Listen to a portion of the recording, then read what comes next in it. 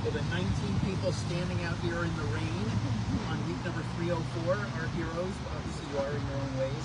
But I want to single out our next speaker as someone who's been a personal hero for me for several years now in Southbury. You know him as a very successful first selectman in the town of Southbury. And he's been a friend of our family for quite some time. I blame him, credit him for getting me off the couch. And got me and my wife more involved in local issues.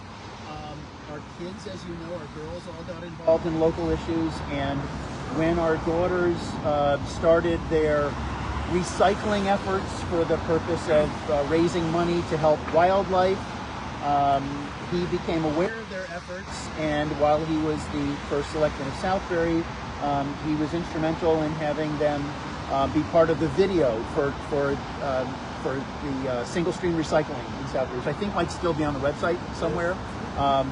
So he really is the one who got my three daughters, who, as you know, are very active, and they're the type of people that Suzanne is talking about as being very involved, and hopefully will be someone will be speaking about them, 100 years from now. But our next speaker is really a local hero to me. So please welcome back to Justice Southbury, Edelson.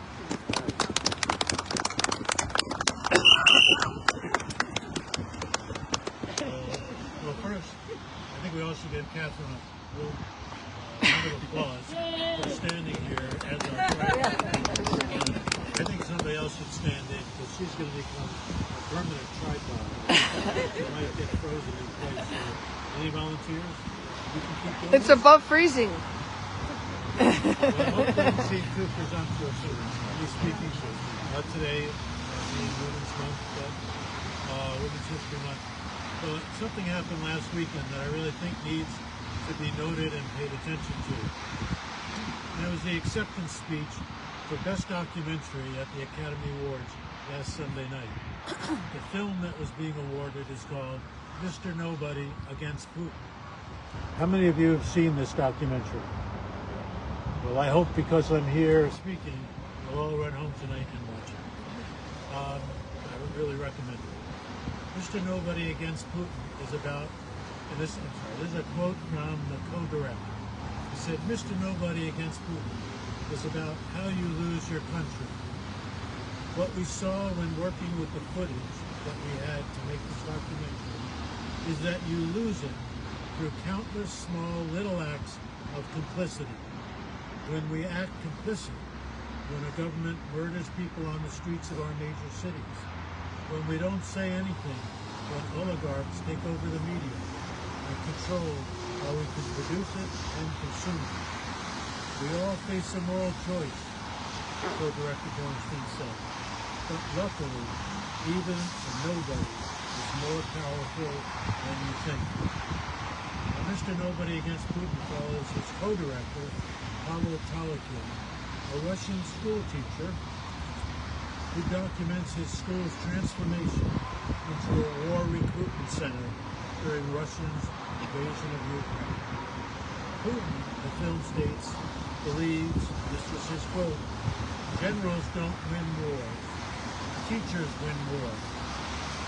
Apparently this was really a quote from Otto von Bismarck.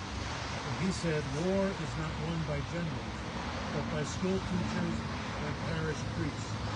So what are they talking about? Well, actually, I think we all know what they're talking about because of the teachers we have here. At the outset of the Ukraine war 4 years ago, February 24th, Putin created a new curriculum for Russian schools that was filled with lies and distorted history, including the so-called fact that Ukraine had become Nazified by the West. This was right from the autocrat's playbook. Every school was to implement this curriculum, and to prove that they were implementing the curriculum, they were required to videotape every classroom being taught this curriculum. Now the co-director, Talakin, he had perfected his video skills during the pandemic because they were doing so much remote teaching. So the task of videotaping all of this fell upon him.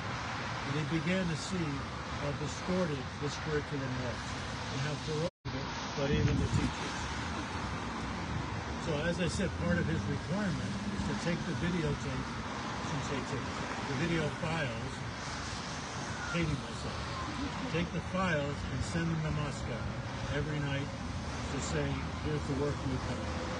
But he went one more step and risked his life by getting in touch with a documentarian in Northern Europe and would send him encrypted files every day, hundreds and hundreds of hours of footage.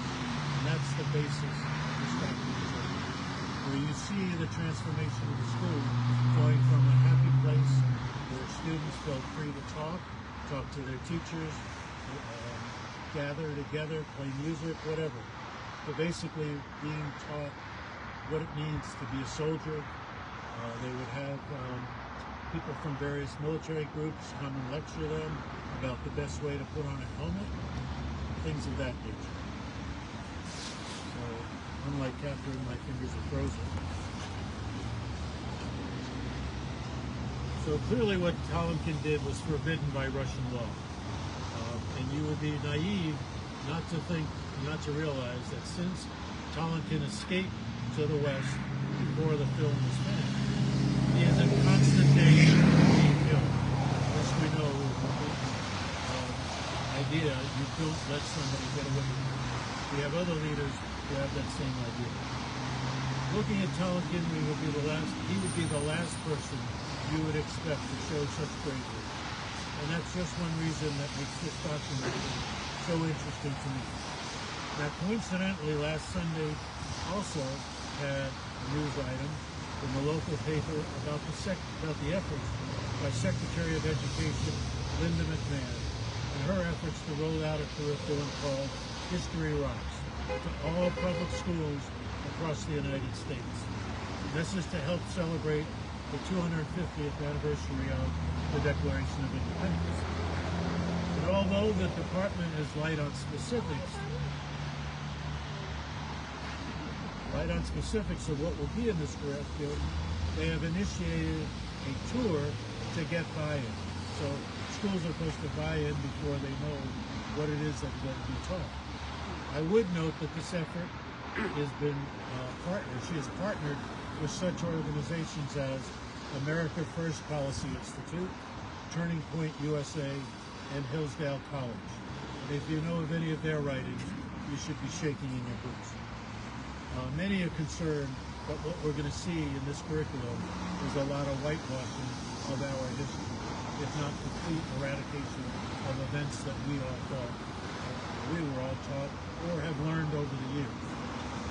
So for all public schools so far, all public schools in Connecticut have turned down her invitations until they can see more specifics. And my understanding is pretty much that's going on nationwide so far. I can only hope that we will have teachers, principals, superintendents, and boards of education that will be as brave as the Russian Talonkin and stand up in their way against those who want to lie to us and our children about our history. Last week I mentioned the phrase we learned in Chile at the Museum of Memory and Human Rights. Es posible construir una democracia sin verdad y justicia. Is it possible to construct a democracy without truth and justice? If Secretary McMahon has her way, I fear we will move one more step away from our democracy. Thank you.